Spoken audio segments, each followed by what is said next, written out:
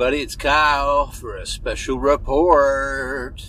Now, what could be so important that a special report might be necessary? I mean, how much greatness are you going to give us over such a short period of time, Kyle? Well, that's a great question, everybody. I think I can help you with it, too. I am on my way by myself, simply because my lovely wife has agreed to take care of everything while I'm gone and pick people up and all that stuff. I am getting away to go see the 40th anniversary, and I think it's just the same movie. I believe it's still the special editions of The Empire Strikes Back. In my opinion, the best of all the Star Wars films. I know some people may argue against that, but I can tell you that that is the Star Wars film. I was already sold with A New Hope when it came out. I remember seeing A New Hope in 1977 when it came out, and I simply could not wait to see the next film, and that is The Empire Strikes Back. It just so happens I was with my grandmother, and we were visiting my aunt in Arizona, and I got to see it there for the first time. And that was probably a good week or so before it showed up in my hometown at the local movie theater in small town Kansas, basically. Yeah, movies didn't always hit there right when they came out. Sometimes they'd be a week or two or even a month later. So it was a good week after it came out in Kansas City and everything that it was on in my town. So I had seen it, and I knew the big, bad secret, spoiler alert, that Darth Vader was Luke's father. So I remember coming back home and seeing friends and talking to them about it and telling them, hey, you want to know something really secret? Because I was horrible at keeping a secret. Darth Vader is Luke's dad. No way, man. That's you're making that up. Trail's making that up. That's not real. I remember people being like mad at me because they thought I was making up a story. And I mean, I told people the whole story of the film and all that stuff, and they just didn't believe me. But they got to see it less than a week later, and they were all, you know, as we all were at that time, floored. We were all floored. We were floored that Darth Vader was Luke's father. We were floored with the film in general. The film is a lot more dark than most of the other Star Wars films. Now, of course, Revenge of the Sith is extremely dark, and even Rise of Skywalker might be considered pretty dark, even though, But Empire Strikes Back in 1980, man, I mean, you know, we had just seen Star Wars. It ended happily with, you know, spoiler alert again, we had seen Luke destroy the Death Star, and he and Han got medals, and Chewie got ripped off and didn't get one because apparently they didn't give them to Wookiees for some reason. But we'd seen all that, and it was happy, and we were, oh yeah, the good guys won, yay, you know. And the next thing you know, you're watching the continuation of that story, and it's a bummer. I mean, it's pretty sad. You know, I love the film. I love it to death. It's definitely my very favorite Star Wars film. But I mean, it was really a bummer at the time. I remember people really being crushed by the fact that Luke was Darth Vader's son, and you know, that's kind of, there was all the mythos around it before that. I mean, you know, Lucas had stuff in mind before that, but Empire Strikes Back was really the true birth of this giant saga that we have now. Because I can tell you for a fact that when Star Wars came out, we didn't think there was going to be anything else. And I'm talking about, when I say Star Wars, I'm saying a New Hope, okay? It wasn't called Episode 4 back then. We didn't know it was going to be the 4th episode. It was called Star Wars A New Hope. I don't even know if it was called A New Hope. I think that might have been the title of the scroll at the beginning. But we thought that was it, So, word got out that they were filming a new one and blah, blah, blah. Everybody was excited and thrilled. And, boy, I'll tell you, when I sat down and watched it, I was whisked away instantly to one of my favorite places to be when I was at that age. I just could not believe how amazing everything was and how great it looked, and all the locations, and Yoda and Lando, and the bounty hunters, even though they're in there just a very short amount of time. But, the Super Star Destroyer. There was just so much stuff, that the Tauntauns, the AT-ATs, the battle on Hoth. It just blew me away. And I know every other kid my age was floored, and other kids not my age were floored as well.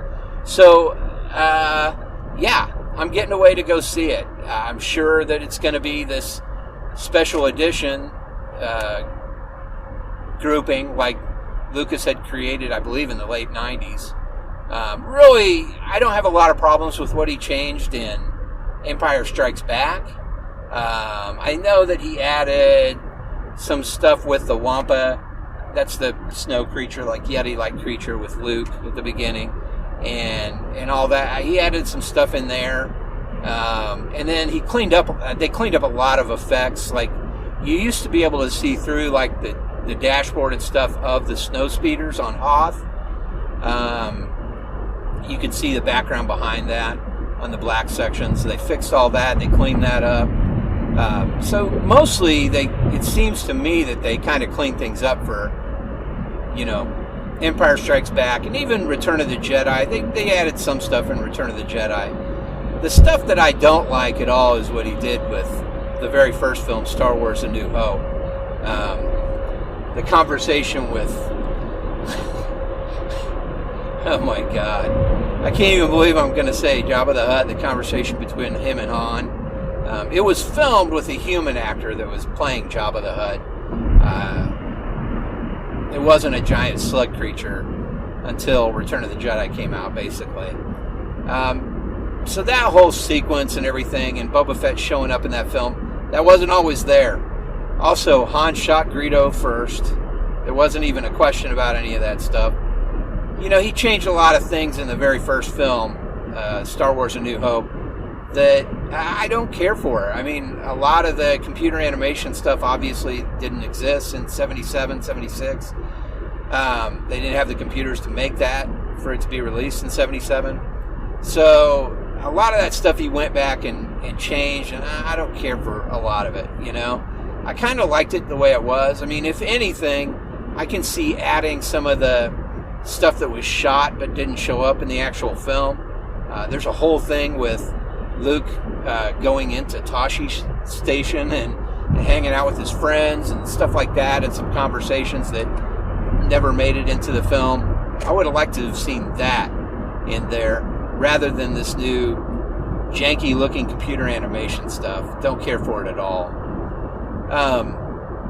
But that's what he did. So, and Empire doesn't have a lot of that stuff. Like I said, it's mostly just stuff that's cleaned up. So, but I'm jazzed, man. I love Empire Strikes Back, and I'm so excited to be seeing it again. I don't even know how many times I've seen it. 50 or more. I guarantee it. But yeah, so that's what I'm doing. So this is all I'm talking about on the way there. I'm just kind of telling you about what I think and all that stuff. And when I get out, I will go ahead and record my reaction, how I felt about it and everything. That'll be the second part of this episode, this special episode of the Dad Snark podcast. So hang tight. Enjoy this quick ad. Get out there and vote. Register to vote. Go vote, please. You're going to hear that in a second probably anyway. But I'm going to go ahead and throw it over to Kyle. Hey, Kyle. All right, everybody, I'm back. That was definitely the strangest movie-going experience I've ever had in my entire life. I knew it would be weird, and I knew it would be kind of odd and everything, but that was bizarre. First things first, I shot a little video while I was in there. So what you will see if you click the link to go look at the video, I basically just saw Empire Strikes Back in a movie theater all by myself. So that was pretty wild, man. Yeah. I mean, I noticed when I bought my ticket online and everything, and the seating, like they had the seats blocked out to my right and to my left, a couple on each side, but there was nobody else there. It was really odd. But getting over that, it was a weird movie going experience in the first place. Checking in, they didn't like, I wear gaiters instead of other masks. I like the way they feel better, personally. But they handed me a regular, disposable mask when I walked in and said that they aren't allowing gaiters or bandanas. You have to wear a mask. So they gave me a mask when I walked in, which, hey, whatever. But gaiters are just as effective as masks, guys. Bandanas, maybe not so much, but definitely gaiters. It keeps everything right up inside there. I don't know. I'm not a doctor. So that's the first place I've ever had anybody say anything to me like that. I think I read it a long time ago. They were talking about it, but then people kind of came back and said, no, gaiters are very effective. So anyway, no problem. I put on their mask or whatever. Of course, it was really super cheap, and it broke with about an hour left in the movie. So I just had to kind of, you take it off if you're going to eat your popcorn and drink your drink and stuff like that, and you put it back on. If you have to go to the bathroom, or if you're just sitting there just watching the movie, they want you to wear it. That's not the end of the world. I could do that. But yeah, it was a graveyard there, man. There was nobody there. I just now saw the first other attendee just walk out when I got in my car to leave. Yeah, that was really weird, man. And I parked right by the front door, too. I'm always used to that theater, like having to park way out. I usually drop my wife and kids off, and then I have to drive way out to find a parking spot. But not tonight, man. I was right by the fucking front door. It was weird. All right, enough about how weird it was. The movie. Empire Strikes Back just, it's interesting because I kept watching it and I kept kind of waiting for it to seem small, because I remember going to see it in the theater and then watching it however many times, and it's always felt big to me. It's always felt like a huge, big epic, Some movies that maybe you enjoyed when you were younger, if you watch them again, they seem kind of small. I can tell you that, the original Star Wars, or now it's called Episode 4, A New Hope, it seems a little small. When you watch it now, there's a couple sets. There's a lot of sets, really, but it's not a huge, gigantic, sweeping epic. And I think they were done with that after that first film, because Empire Strikes Back seems huge. Now, Irvin Kershner directed that film. George Lucas directed the original Star Wars. He directed all the prequels. But Irvin Kershner directed this film, and I think it was Richard Marquand directed the third one, or Return of the Jedi. But man, that movie is, Empire Strikes Back is just, there's a lot going on in it. The locations alone, you start off on Hoth, you go to Dagobah, Han and Leia, C-3PO and Chewie, they land on that asteroid. They're in that asteroid for a little bit. There's a lot of stuff in space, in space flight, battles and stuff. And then, they end up on Bespa, the Cloud City, or Bespin, whatever it's called. But, yeah, wow. There's just a lot of locations. I guess in the original Star Wars New Hope, they had Tatooine, and then they had the Death Star, and then they had Yavin, the moon that they were on. They launched the attack against the Death Star at the end. But yeah, I mean, it just seems like there's just a lot going on. There's a lot of places, and it's really interesting. Really interesting. I guess I just never thought about it before. Maybe that's something that one big reason I really liked it. Also, the whole thing with Yoda on Dagobah and Luke kind of learning who he is and how powerful he can be and all that stuff is pretty amazing. Of course, the battle at the end with Darth Vader is something else, and it's, you know, even though I've seen it 100 times, it's still hard to watch. It's hard to watch his face when, you know, Vader tells him who he is. And I don't know, man. It's a great film. I still stand by the fact that I think that is the best Star Wars film, beyond a doubt. I think that's the best, and I think A New Hope is second best. And then, you know, I really like Rogue One a lot, and I really like Force Awakens a lot. And then I would probably go with Return of the Jedi. I might go Return of the Jedi a little bit earlier, because that space battle at the end of Return of the Jedi, combined with the battle with Luke and Vader and the Emperor, that whole sequence there with what's going on, and then Han and Leia are down on Endor, that whole sequence going back and forth between those three places is pretty incredible. It's just, I think what killed me with Return of the Jedi is I was, 13, getting ready to turn 14, and I just wasn't up for watching teddy bears. And everybody knows, I mean, that's what the Ewoks are, and little too cute, in my opinion. But, Lucas has always said these films are for kids, and I don't disagree with him, but I also think that if they're for kids, why are you cutting off people's arms? Shit like that. This is pretty violent, Why is this guy trying to kill his father? Why is the father trying to kill the son? I understand that he says they're for kids and stuff, and I know they are, but they're also not for kids, man. It's a fine line you're walking there, and I would have to disagree on that. But whatever. He's the creator of it, so it doesn't really matter. Regardless, watch Empire Strikes Back again, man. It is really a great film. It's a great story. A lot of stuff happens. It really sets you up for the finale of that trilogy. I love it.